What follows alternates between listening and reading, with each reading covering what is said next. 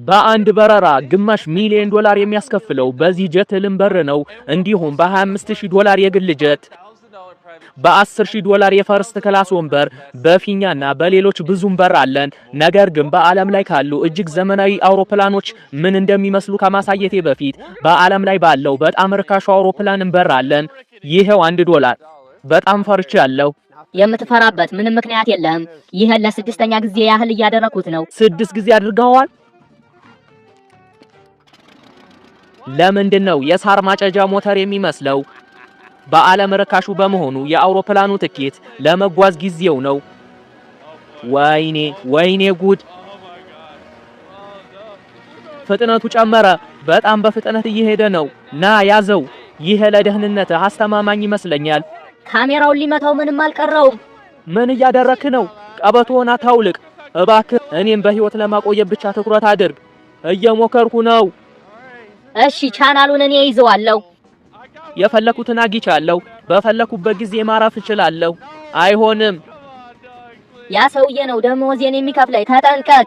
እናም ይሄ የሚያስገርማችሁ ከመሰላችሁ ቆየት ብለን በዓለም ላይ እጅግ ውድ የሆነውን የአውሮፕላን ትኬት እስከምናይ ጠብቁ። ቆይ እንዴት? ወይኔ ጉድ! በፍጥነት እየመጣ ነው። ለመሬት ለማረፍ ዝግጁ? ሊሳካ ነው። ዋው! መሬት ላይ ነን። ተረፍ። ቀጣዩ አውሮፕላናችን $1000 የፈርስት ክላስ ትኬት ነው። ግን ነገሩ እንዲህ ነው ልጆች፣ ሁሉም የፈርስት ክላስ ወንበሮች ገዝቻቸዋለሁ። ስለዚህ የፈለጋችሁበት ቦታ ተቀመጡ። ድንቅ የቆዳ ቅባት ትፈልጋለህ? ምርጥ ምግብ፣ እያንዳንዳችሁ የራሳችሁ ወንበርና ቴሌቪዥን አለን። ትኬቱ እንዲሁም ጥሩ ምግብ፣ ነፃ የንጽህና መጠበቂያና ቦርሳና ቢጃማ ይዞ ይመጣል። ይሄን ሁሉ ይዘን ወደ ቤት መሄድ እንችላለን? እና ረጅም በረራ ላይ ነን። ወንበሩን ጋደም አድርገው። ልክ ሳጥን ውስጥ እንዳለህ ይሰማኛል። ከሁሉም በላይ ደግሞ በዚህ $1000 አውሮፕላን ላይ በጣም የምወደው ነገር ከኖላን ጋር ማውራት አያስፈልገኝም። ይሄ መስተዋት ይመቸኛል፣ ምክንያቱም ይለየኛል። ብቸኛው ጉዳቱ ብዙ ግላዊነት አለማግኘትህ ነው። እነዚህ ሁሉ ሰዎች ሲያልፉ ቪዲዮ መቅረጽ በጣም አስቸጋሪ ነው። እንግዲህ እስኪ የአውሮፕላኑን ትኬት 10 እጥፍ ውድ ሲሆን ምን እንደሚመስል እንይ። አሁን ደግሞ $10000 ትኬት። ይህ በጣም ቆንጆ ነው። እዚህ እግሬ ለመዘርጋት ሰፊ ቦታ አለኝ።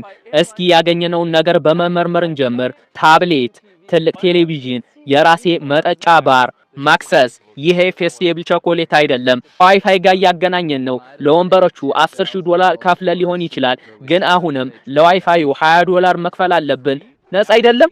አሁን እየተነሳን ነው። ይህ በጣም ይገርማል። በቀጥታ ቴሌቪዥኔ ላይ ማየት እችላለሁ እና የ16 ሰዓት በረራ ስለሆነ ይህ መታጠቢያ ቤት ምን ያህል ቆንጆ እንደሆነ ነይ።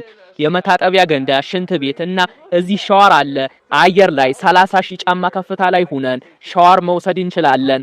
ከዚያ ተጨማሪ እኔና ልጆቹ የፈለግነውን ያህል ምርጥ ምግብ ማዘዝ እንችላለን። እና ይሄ ብቻ አይደለም፣ ምርጡን ለመጨረሻ አቆይተነዋል። እንዴት ነው? ከአውሮፕላኑ ጀርባ የግል ማረፊያ ክፍል አለው። ጂሚ፣ ያ $10000 አውሮፕላን ትኬት ነበረ። ካሜራው ወደ ላይ ወደ ታች አድርገው። አሁን ደግሞ በዚህ ደረጃዎች ላይ ወደ ላይ $25000 ትኬት ደርሰናል። ልክ ነው። ይሄ እብድ ነው። ከሌሎቹ ሰዎች በላይ ነው የምንቀመጠው። ወይኔ ጉድ! አሁን ይሄ ክፍልህ ነው። ለ$25000 ሁለት ግዙፍ ክፍሎች ታገኛለህ። ይሄ የሚገርም ነው። እንዲህ ያለ ነገር አይቻል አውቅም። በዚህ አውሮፕላን ላይ ያለን ቦታ ካለፈው 4 እጥፍ ይበልጣል። አውሮፕላኑ ውስጥ በምቾት ስፖርት መስራት የምችልበት ቦታ አይቻል አውቅም። እንዲሁም 2 ወንበሮችና ብዙ ቴሌቪዥኖች አግኝተናል። ይልቁኑ በዚህ አንድ ክፍል ውስጥ ብዙ ቴሌቪዥኖች አሉ። ምግብ በግል አስተናጋጅ ይቀርባል። ለምንድን ነው ዋጋው ከፍ ሲል አቪያር የሚሰጡን? መታጠቢያ ቤት ውስጥ ስለ አንድ ነገር ማውራት እንችላለን። ይህ መታጠቢያ ቤት የሚያሳዝን ነው። ሻወር የለውም፣ ወለሉ ሙቀት የለውም። $10000 በረራው ዋጋው የተሻለ ይመስለኛል። ለአንድ በረራ እንዲህ ያለ ገንዘብ ትከፍላለህ? ይሄን አልሞክረውም። መኪና ብትገዛ መክራለሁ። አሁን ደግሞ የክፍሉ ምርጥ ክፍል፣ ትልቅ አልጋ። ለምንድን ነው ሁሉንም ወንበሮች አልጋ የሚያደርጉት ወንድሜ? ጎን ለጎን 3 ወንበሮችን ከማድረግ ይልቅ 3 ተደራራቢ አልጋዎችን አድርጉ።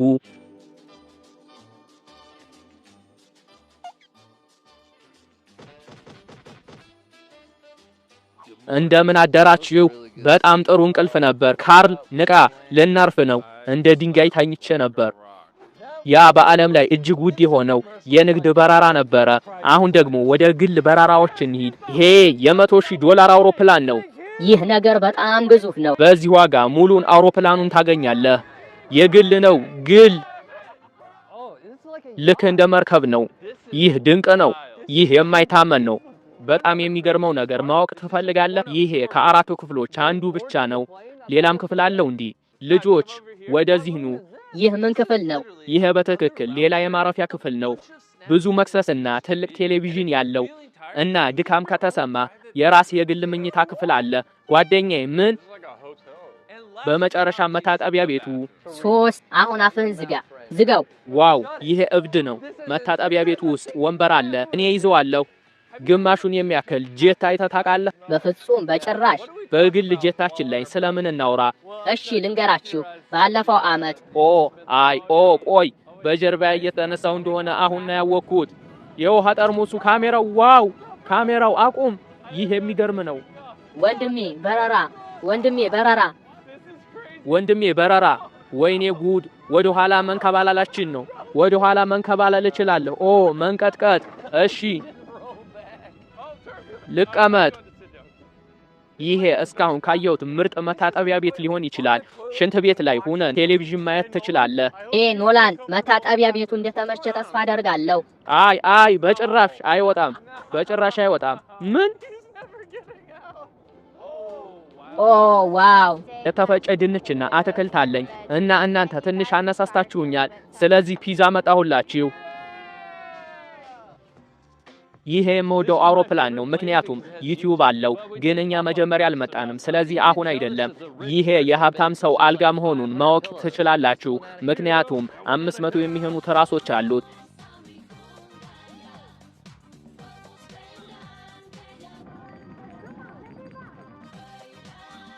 የግል በረራ ውበቱ ይሄ ነው። የፈለከውን ነገር በፈለክበት ጊዜ ማድረግ ትችላለህ። ካርል አውሮፕላኑን እያበረረ ነው። ቻንድለር ፒዛ እየበላ ነው። ክሪስ እንቅልፍ እየወሰደው ነው። ኖላን የት እንደሄደ እንኳን አላውቅም። በግል በረራ ላይ ማቆሚያ የለም እና ፍተሻም የለም። ስለዚህ ብዙ ጊዜ ይቆጥባል። ለዛ ነው እያንዳንዱ ሀብታም ሰው የግል ጀት ያለው። በቅርቡ እናርፋለን። ካርል አስወጣኝ፣ ልናርፍ ነው ወንድሜ፣ አስወጣኝ።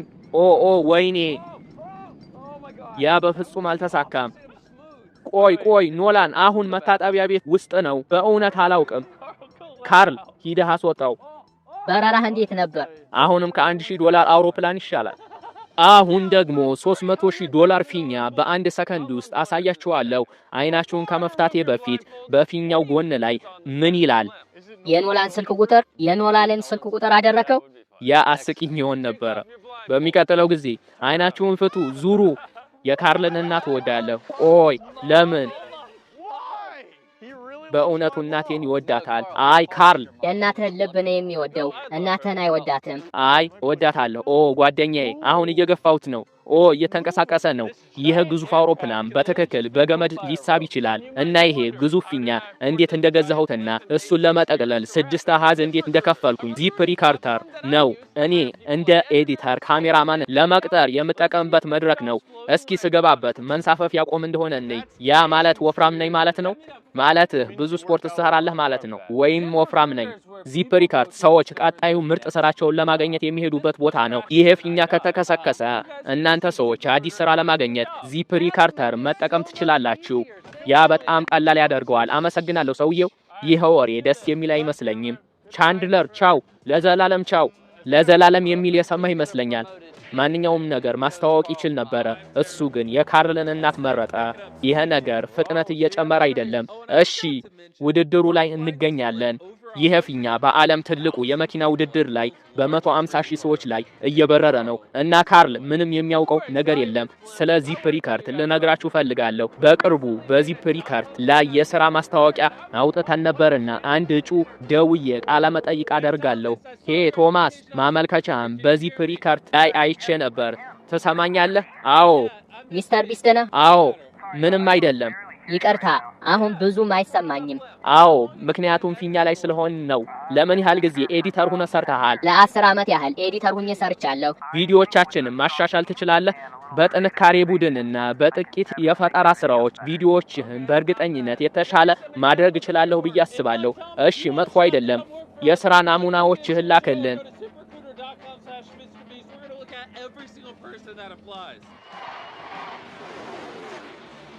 አሁን በዳይቶና 500 ላይ ነን። እስካሁን ካሉት በጣም ስራ የሚበዛባቸው ሁኔታዎች አንዱ ነው። ከዚህ የተሻለ ነገር ፊኛው ላይ አትችልም ነበር። አይ ይሄ ፍጹም ነው። ይሄ ስህተት ነው። ሊያዩን ይችላሉ። ሊታያቸው ትችላለህ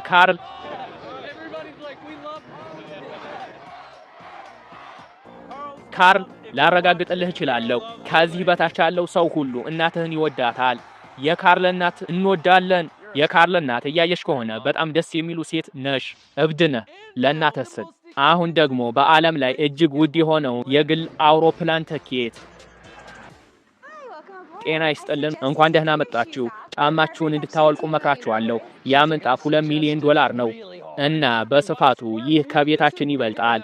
ይህ ጀት በትክክል ምን ያህል ግዙፍ እንደሆነ መገመት በፍጹም አይቻልም። እዚህ ጋር መኝታ ክፍል አለ። ዋው! አንድ መኝታ ክፍል፣ ሌላ መኝታ ክፍል፣ ሌላ መኝታ ክፍል። ቀጥሎ ይህ ለሰራተኞች ነው። ሌላ መኝታ ክፍል። ምን አገኘ? እኔ ይህንን ክፍል ይዛለሁ። በዚህ አውሮፕላን ውስጥ ያሉ መኝታ ክፍሎች በወርቅ የተለጠቡ መታጠቢያ ገንዳዎች፣ ብዙ ሻወር አሉ። ይህ አውሮፕላን የራሱ ሲኒማ ክፍል፣ እስከ 12 ሰው የሚይዝ ማረፊያ ያለው እና እዚህ ጋር ሳሎን አለ። ይህ ከቤቴ ካለው ሶፋ ይበልጣል። እስካሁን የአውሮፕላኑ ሲሶ ብቻ እንዳያችሁ እንድታውቁ ፈልጋለሁ። ገና አለ። ምን ጥሩ ነገሮች አግኝተናል።